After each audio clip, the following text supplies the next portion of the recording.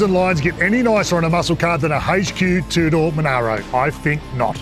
Running a blown small block Chev boasting over 650 horsepower, I can guarantee you that this car runs just as good as it looks. That's right, this beast has got a blown 383 backed by a turbo 400, 9-inch diff, and it's all managed by a Holley ECU. This is a perfect package. Moving inside the car, we've got the GDS interior with the houndstooth inserts, B&M shifter, and the custom autometer cluster.